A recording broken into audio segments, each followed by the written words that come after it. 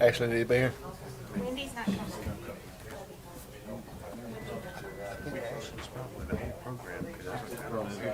Okay. There we go. Hey, we can let Ashley do it. What do you think? You want to open the meeting tonight? I'll do whatever you want me to, Chairman.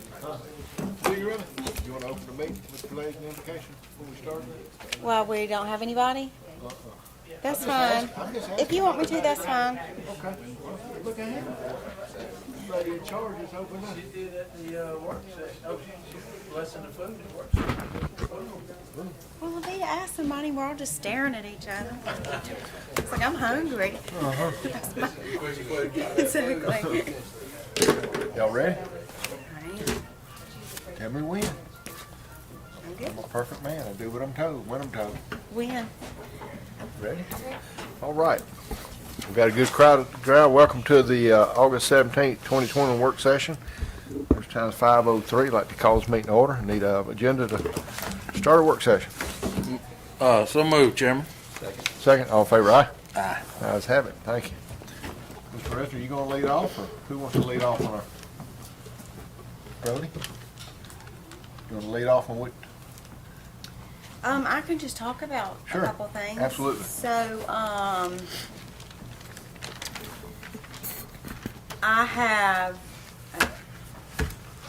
I spent a good bit of time, I have to be honest, with trying to simply make some changes here and there in the ordinances, and I don't think it was really accomplishing where we wanted to go, and it was sort of piecemealed. So I sort of started back from scratch and revamped sort of totally a good many of our nuisance ordinances, and have tried to bold the changes that are made. I'm going to get copies of these to the Blight Committee and to the board, so that we can begin to review the ordinance changes and see what you all like, what you don't like, where you still feel there may be changes. I have compared our previous ordinances to a lot of counties, and for the most part, we were very similar, especially to Monroe County, Putnam County, Morgan County, some counties that I felt were similar. There are some of your larger counties that I was actually surprised, like Columbia County, that it's completely silent on junk vehicles and things of that nature. It just sort of surprised me in my research. But I also wanted to say that we've had a lot of conversation regarding this proactive versus reactive, and in very carefully reading through and studying our code, I think the confusion was that no one was really referencing the enforcement section of our ordinances, because that really allowed for both proactive and reactive. And this is why. In the enforcement section, so our ordinances previously discussed nuisances and solid waste and junk vehicles, and I think the concern was, well, it doesn't say that code enforcement can issue citations without there being a complaint. But if you keep going and you get to the enforcement section, which enforces all of those other ordinances, there's a or in there, and it says that, if any of these occur from or in public view or from the right of way, they can be cited. Or if there's a complaint made, they can be cited. And that's certainly not word for word what it says. I'm paraphrasing, but that allows for really, and I've still tweaked a good bit in there, but that allows for what you all seek as far as there being an option for there to be proactive, non-complaint driven citations. If Tiffany sees, as she's going about, her activities, there's a clear violation from the public road or from the right of way, then she can cite it. And our ordinances have always allowed for that. I just think it was in a section that really wasn't being referenced. I have to be honest too, from the legal point of view, I feel like the county through the years, because in conversations with Tiffany, she said, well, with my talks previously with Mr. Childs, he says it needs to be complaint driven. I think that was more of a protection for the county, so that there were no targeting complaints or suits. You know, as lawyers, always attempting to avoid lawsuits. That, you know, oh, there's been 30 citations written in this particular area, and she's targeting that section of town, or that economic class, or something of that nature. As long as she can document why this citation, where she saw it from, why it's such a clear violation, and what the violation is, and that it's not that she's just patrolling one section of town, that she's trying to really, give this area, this street, let me hammer those residents, and it's just in her routine activities that she may see violations. Tiffany can actively, without a complaint, issue a citation. And so I know that's been a big point of contention. Our ordinances allow for that. I think it was just in a section that nobody was really referencing.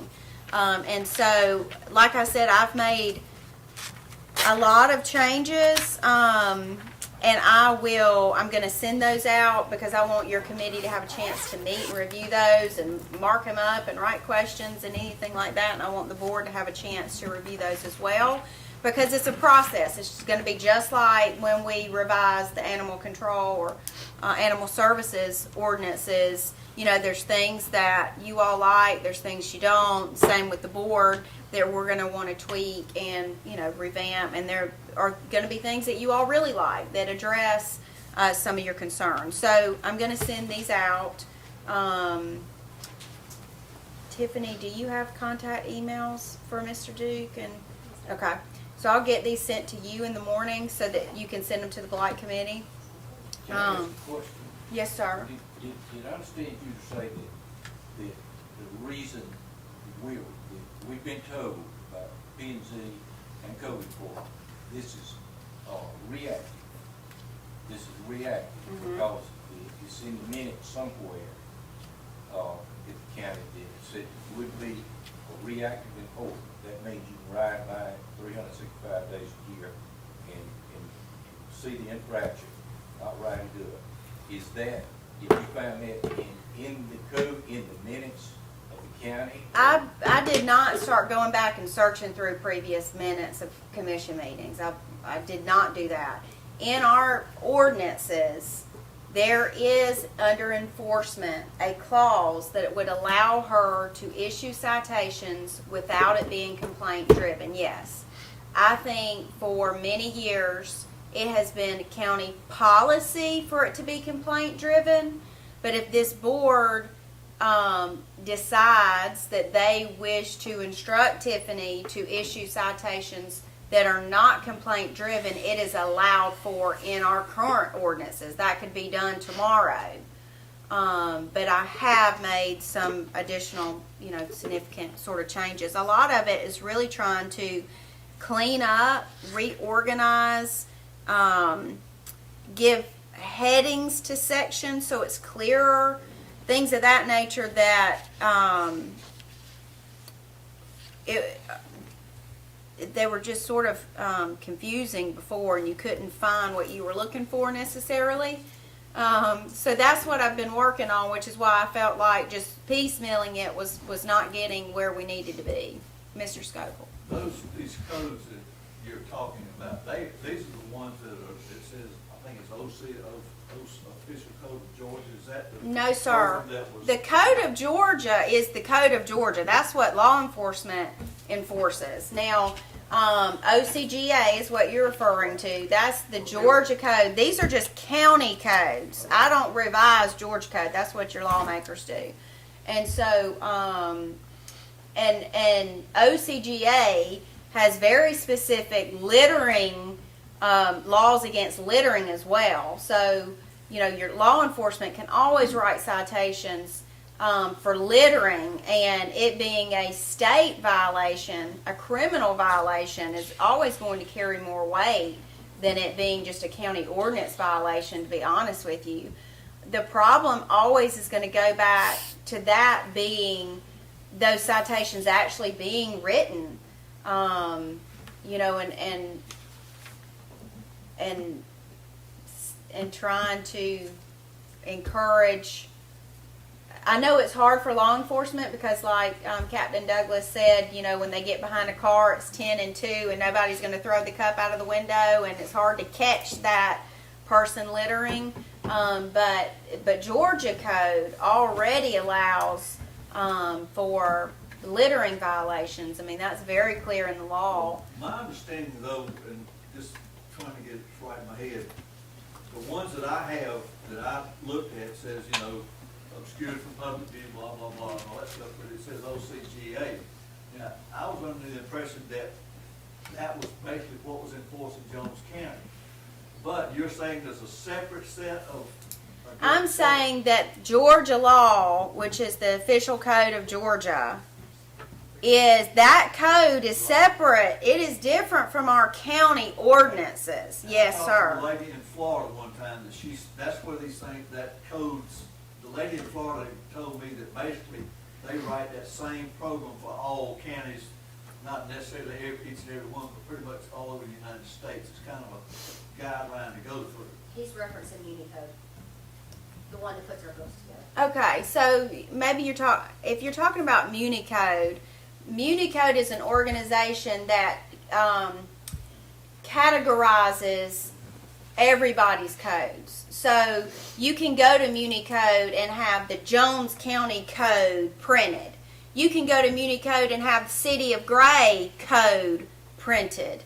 You can go and have Morgan County code printed. So it codifies all of our codes so that there's a place you can go to actually pull everybody's code sections and have those printed.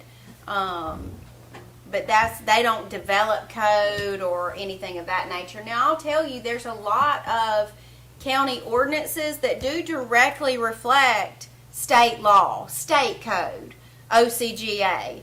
But then there's a lot of our things that address areas that aren't specifically in state law, or that sort of go a step further at where we're allowed to, or that clarifies where we're allowed to, things of that nature. But yes, sir, the county code is a separate code from the Georgia code. So that's what you got we'll look at. Yes, sir. Mr. Doug, you wanted to say something? You're signed in now. You want to say something?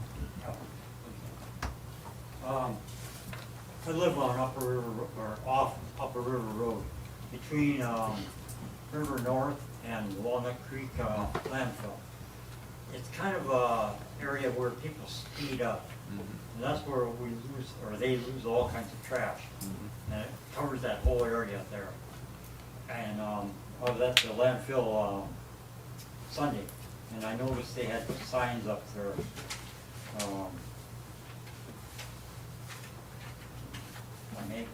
Sure. This is the sign that they have up there right now.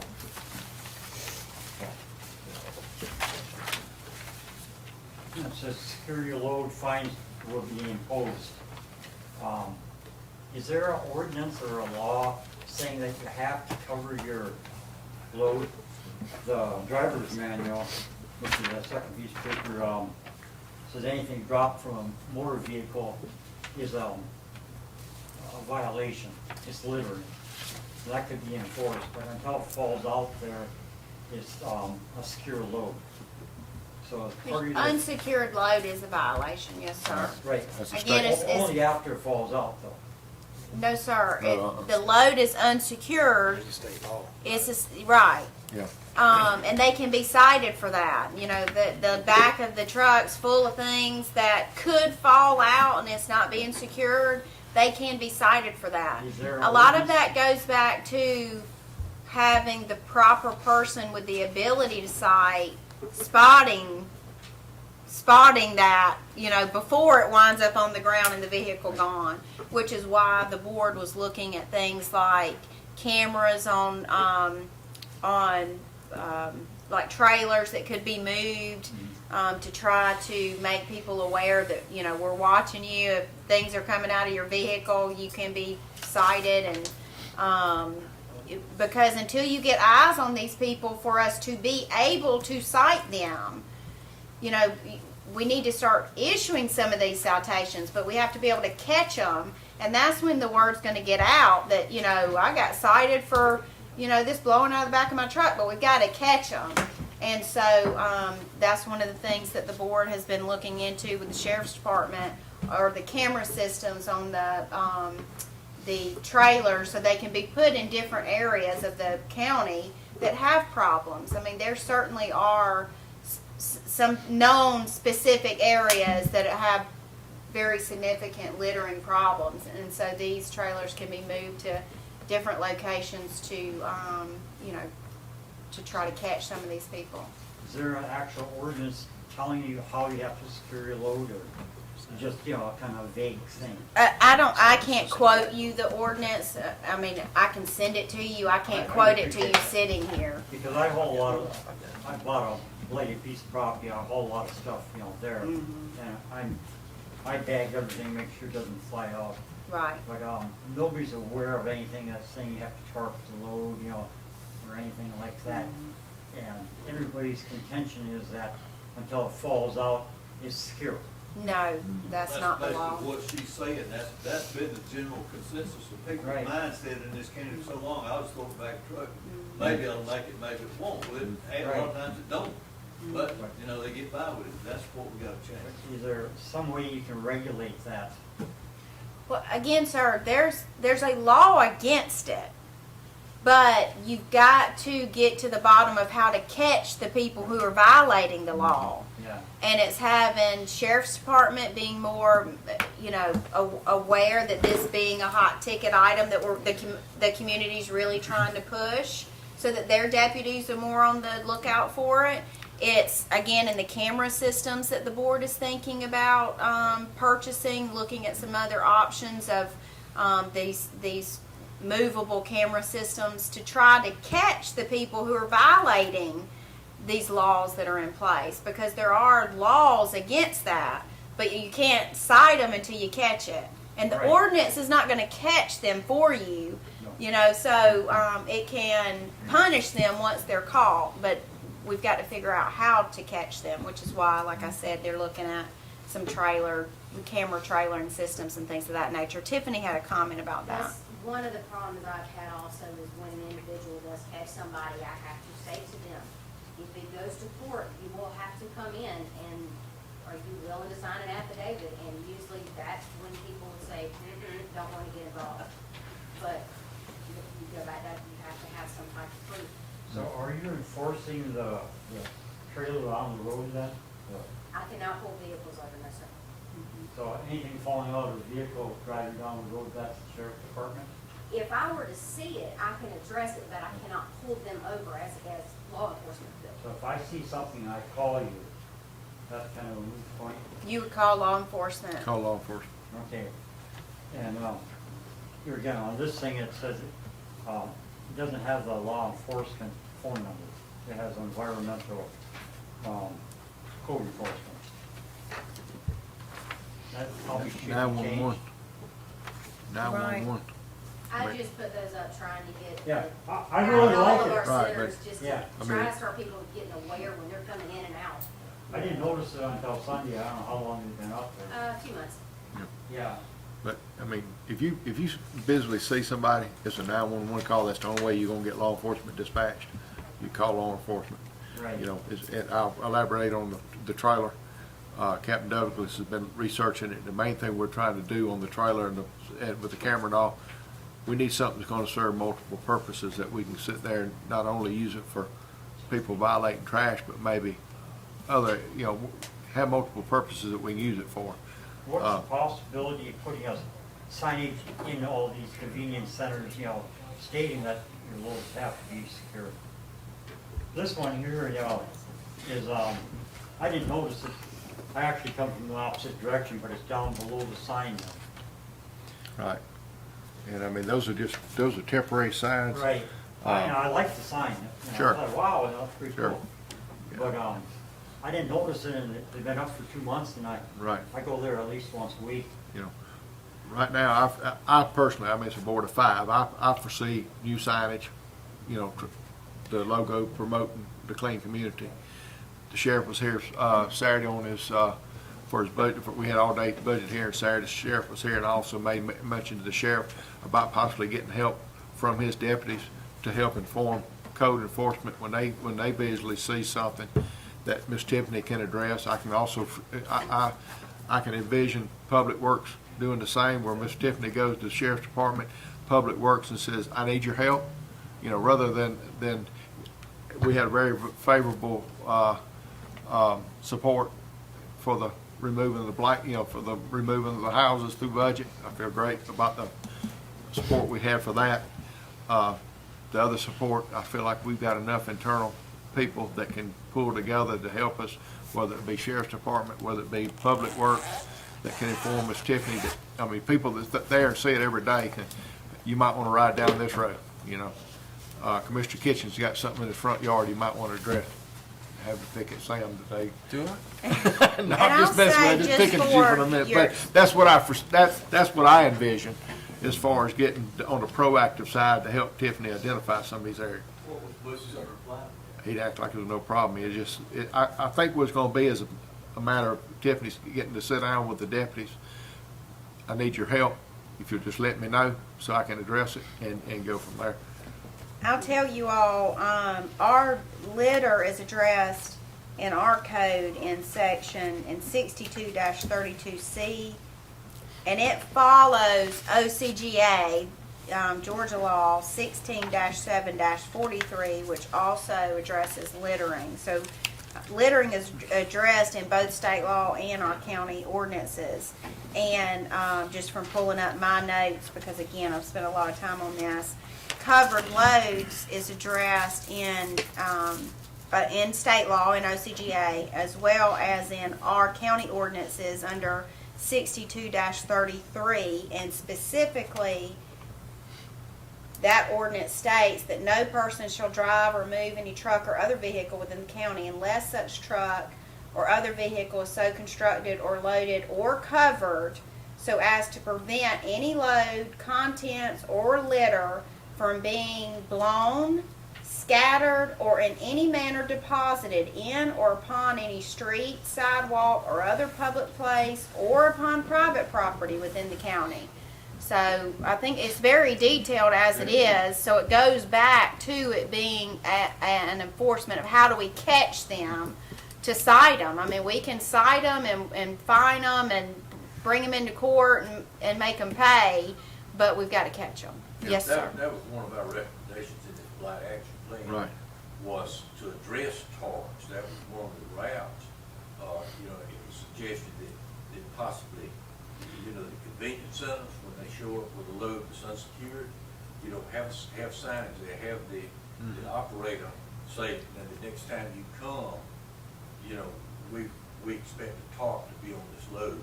If not, then you're subject to fine.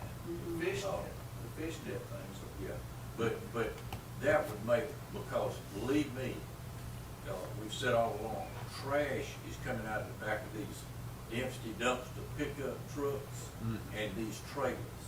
You know, I think there's your no problem other there way is to though, go. when they drink their coffee and they throw the cup in the back of the truck, they're not gonna have a tarp over that. That's right. And then it's gonna wind up right on the road, and they know it's gonna wind up in the road, so why they throw it in the back of the truck, I don't know. But that's not, you know, it's those things that are gonna come out, and they're not gonna have a tarp or But net. you go to Ingles, you go to anywhere, to Waffle House, you go anywhere you want to, you look over the back of the pickup. And, when they leave 50 miles down the road, they got a clean bed. You know? Mr. Doug, do you have anything else? The piece that I gave you, that came out of the driver's manual. Another issue is, cars. We had a car there for 10 months, I talked to 3 different sheriff office, officers and called the sheriff's department twice, and we finally got it removed, but it was on the public right of way. Is there anything code enforcement can do to help, with that problem? You could ask code enforcement, I think that's the sheriff's department. That would be strictly law Yeah. enforcement. We've had issues with some boats on the side of the road. And that's- Abandoned cars. We can't touch it because that is considered registered private property. So never Yeah, happens. it was on the public right of way, but for 10 months. I do know that they go out lots of times and sticker them if they've gotten a phone call and. It took 3 times before it got stickered. Yeah, so that would be law enforcement. And another thing is the signage that the county puts up. I had to call the elections office to get permission to remove this sign. This is for the tax sale that was held in April, and waited about 2 months, and it was illegal for me to take the signs down. And they had tax sale previous to that, and the old signs were sitting in the woods. That- Is there anything that the county can do to? That's going to be probably an administrative issue, I believe, Chairman, because I know of some places that we've had P and Z hearings earlier this year, maybe in February or Still have March, signs there. and we still have the P and Z, and our grass mowers have just gone around them. Thankfully, they didn't shred them.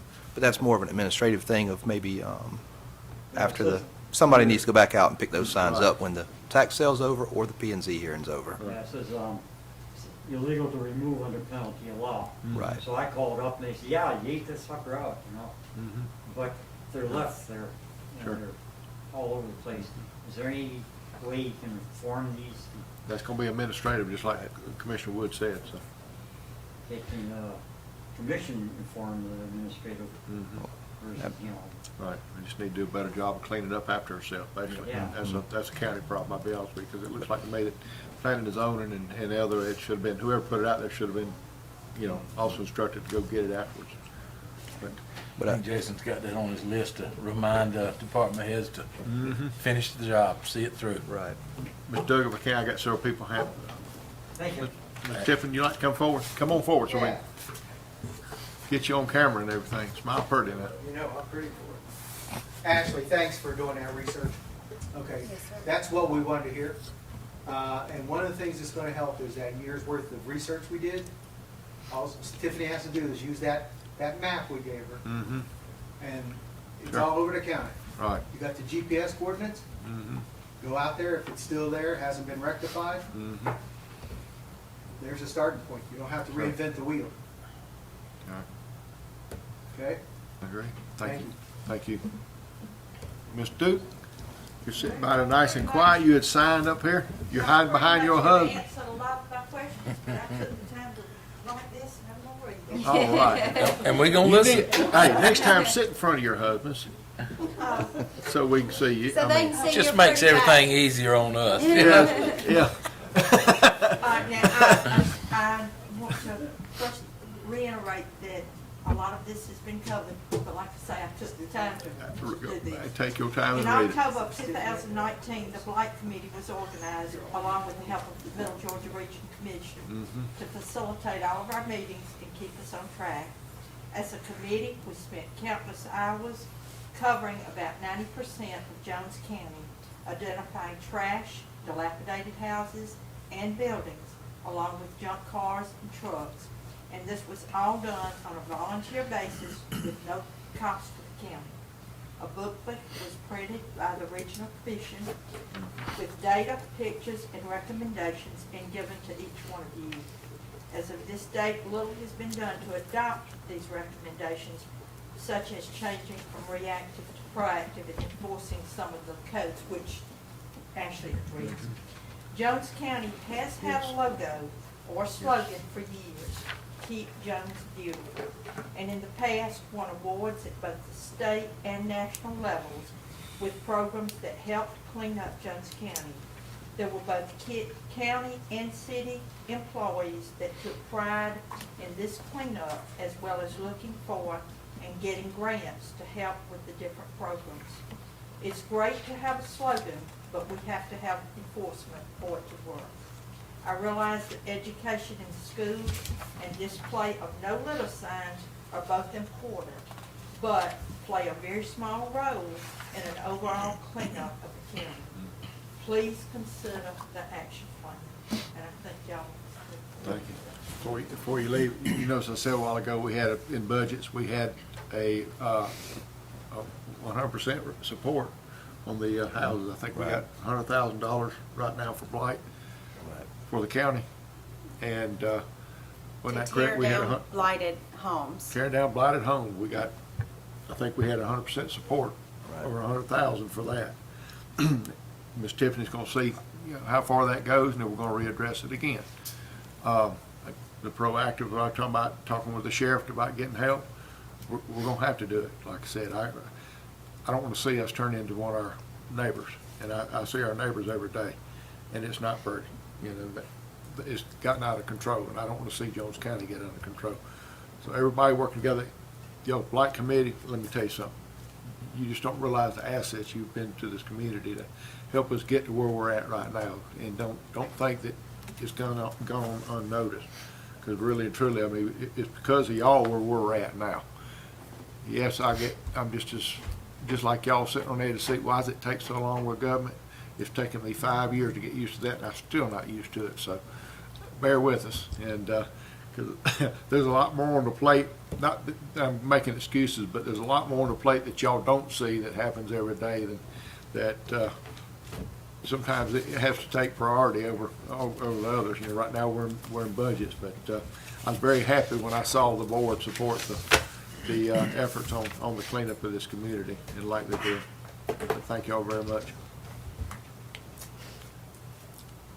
Any board comments? Well, Chairman, I'll make a couple, and you stole my thunder on the dilapidated houses thing. Yeah, we voted on all the list of items that were brought to us for budget, and that was the number 5 on the list, not in priority, but number 5 on our list. And I think it was the first one that got all 5 commissioners to vote, got their support, that was probably the top priority thing is starting on the blight that we've talked about for so long. And I almost feel like I need to defend Ashley a little bit, because I've worked with the attorneys in Bibb County when we had a new blight program in there that y'all have talked about, how many houses are getting done. You know, and they had a block by block program for a while. We had a 5 by 5 program for a while, where you clean up 5 blocks in 5 months and take 1 block in a month and do everything to it. All those were great ideas, and everything worked out, except when you got to month 6 and you look back on month 1 and see that it looks just like it did when you cleaned it up. That was where we all saw the failure in it, that it was almost like no matter how much time and money you throw at something, if you don't change people's perception of what you're trying to do, you go right back to it. And so all you're doing is throwing money at a problem and not fixing the problem. And so working with the attorneys in Macon, many times we realize that when you change an ordinance that's been in place, then you try to educate the public on the change. If you don't take your time and make it right the first time, you always find out that there was something you missed in there that winds up being an unintended consequence. And I think that's why Ashley has behind the scenes sent it to us several times, and we've all talked about, what do you think about this and what do you think about that, and well, what's going to happen if we do this? This might happen. Oh, well, then we might not want to do that, but we need to do this. So those conversations are going, and I know I won't say I'm frustrated, but I do think that it's taken us a long time to get to where we are, but I don't think it's any way reflective of what you guys have put in this. For me to keep up with this for 2 years, it tells you it's important, because I'll throw stuff away in a minute. But, you know, I think us putting signs at the recycling centers, I think we need to put some permanent signs there that say, and I thought getting our new logo up on a sign and saying, hey, we're going to clean up this county. Everybody's involved with it. We're serious about it. We're going to start writing tickets. We're going to do this, because the first thing you'll get, and I don't care if people complain about it, the first thing you're going to get is, well, I didn't know y'all, nobody's ever told me I had to secure this truck before. To securing loads, most law enforcement don't look for a pickup that they don't see something stacked up in the back of it. So when they say secure loads, you're usually talking about log trucks, dump trucks, you know, trailers that haul stuff in, not your average pickup with Joe Blow throwing a beer can or something in the back of the truck and then looking surprised when he gets somewhere and it's not back there. You know, that's not what most people see as securing a load. But I do think we got to figure out how to keep those people from, well, first of all, trying to keep them from throwing it in the back of the truck to begin with. And if not, then catching them when it comes out of the truck so that we can make believers out of them, hitting them in the wallet. So I do think there's a lot of things that we've put down in here. I do think campaigns are an important part of it to educate people. Not that you're going to change somebody from being a litterer to a non-litterer, but educating them to the point that if you're going to litter, be prepared to pay the cost, because we are not going to put up with it. The community don't want to see. I have not talked to anybody when we talk about this litter program that says, "Psh, don't waste your money on that." No, they say, "Hey, we're behind you 100%. We can't stand it." Nobody I've talked to enjoys riding down any road they live on and seeing trash on the side of the road. Drives us crazy. But the simple truth is, not everybody is as involved as you guys are when it comes to making sure something happens. And we saw that. I'm very appreciative of everybody that's helped with the cleanups every time we've had them. But the numbers don't lie. We started with 128 the first time. We had about 70 the second time. We had about 40 the next time, and about 30 the next time. So you got the same. Those same 30 were in all four groups. You know. So we do need to just keep telling people we're going to stick at it. We're going to stick at it. So I do think we're doing things that they're not as fast as any of us want it to be, but we are working towards it. And I see a lot of things with this app. Being able to help us get those things. Sam, I have a question for you. One of the things I noticed about the app in our recommendations was we wanted transparency. So if Frank puts in a complaint about 220 Rogers Road, I go on there, there's no sense in me putting one in, he already did. Well, where is that information going to be available to the public, transparency wise, if there's a violation there and it's noted? Not that we have to care about who wrote it or whatever, just that we know that, because that was that system we advocated for. Right. It did that for us. I'll let Jason may be able to answer, or at least research it if we didn't. I know the one that I was involved with before, the problem was for you to be able to put one in and see somebody else's, that mean you had authority to change. So if I was going to put one in on Rogers Road and you went in and could see my Rogers Road, if Rogers Road wasn't there and you wanted to put in Rogers Road, you could put in Rogers Road. So that inherently made you able to say, there's Rogers Road here. I can either put one in or not put one in. So if you can manipulate somebody else's or change someone else's, that creates a problem. The other side of that is people that say, well, I don't like so-and-so on Rogers Road. You're going to have this. I'm going to put one every single day. I'm going to put in one on Rogers Road just because so-and-so down there made me mad 2 years ago. Well, you can hide the identity very easily in a computer program.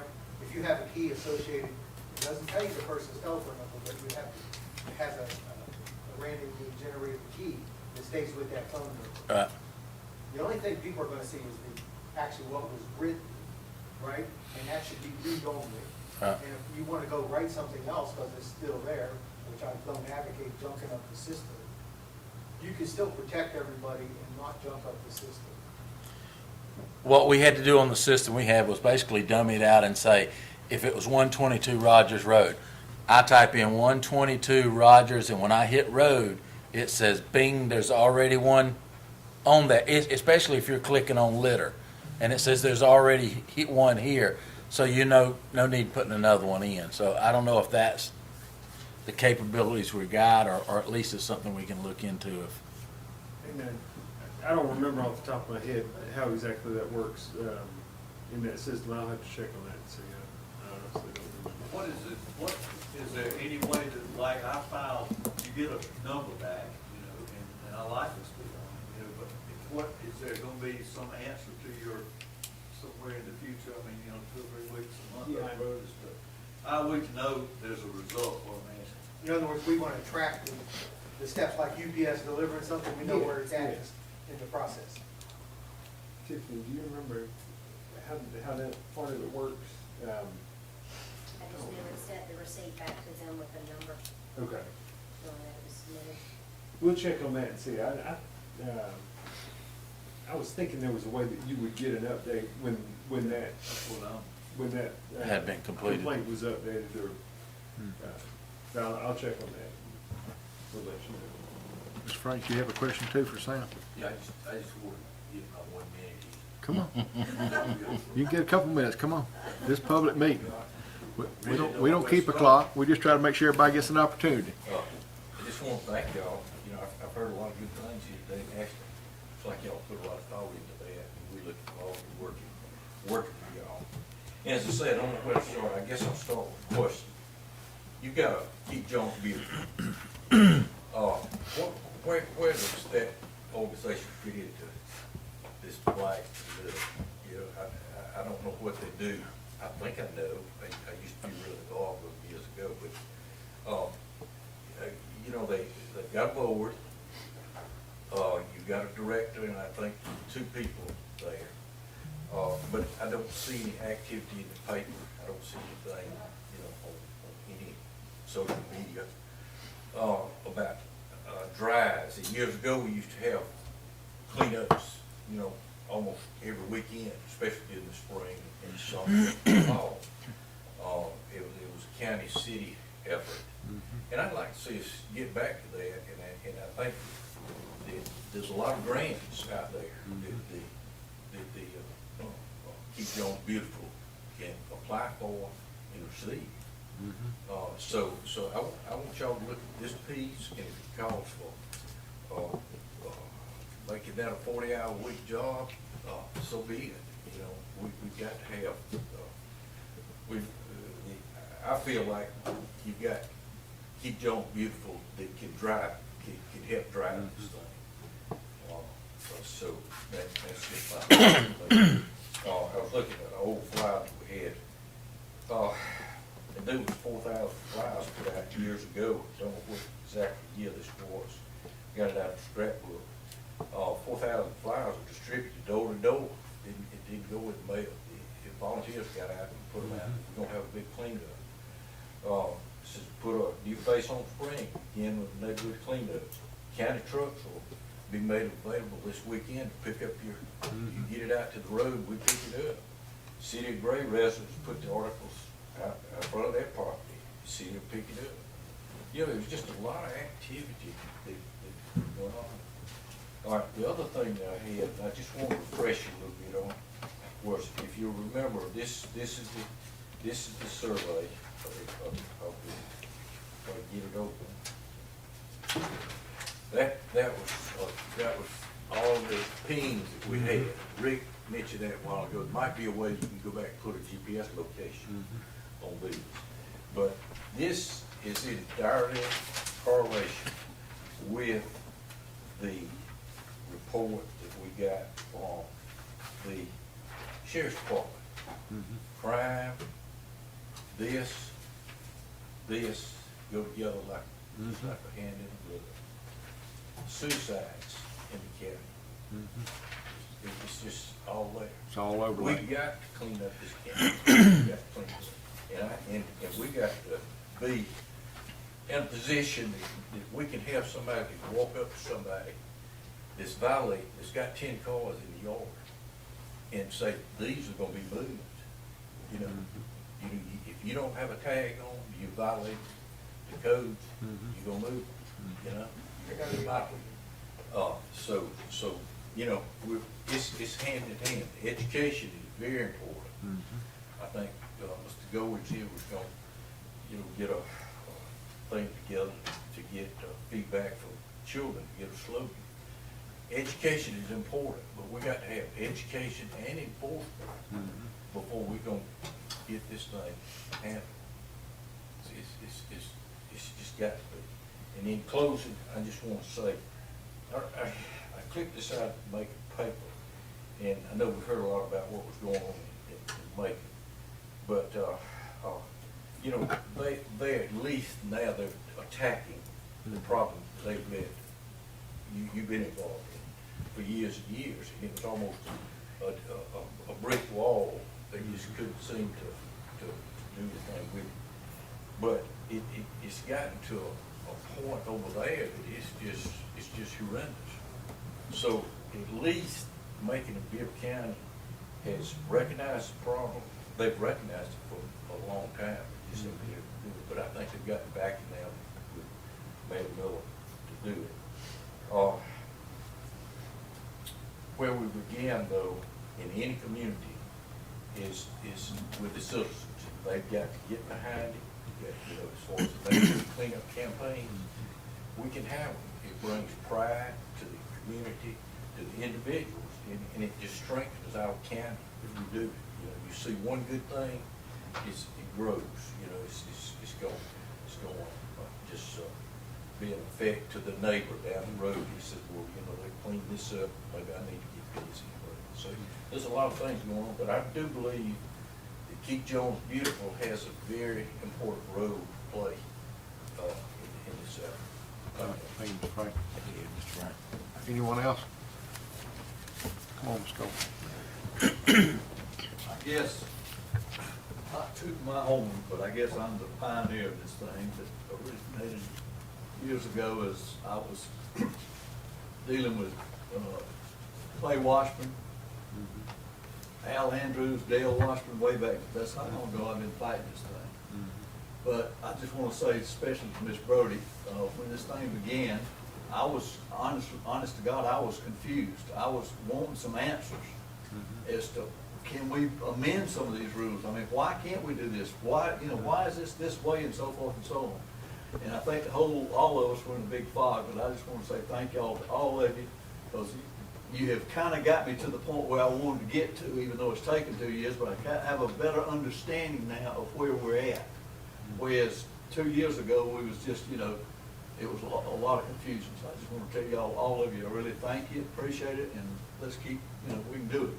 We appreciate you, Get it done. Thank you. and all of you for all your efforts. Time, like I said, it's, y'all got a lot of time in this, and we do recognize that, and we thank y'all very much. Anyone else? Anyone on the board have any comment? Brody, anyone? Well, we get a motion to adjourn the work session, and we'll take a break right before the open meeting. Motion to adjourn, Chairman. Second. Second, all in favor, aye? Aye. Thank you.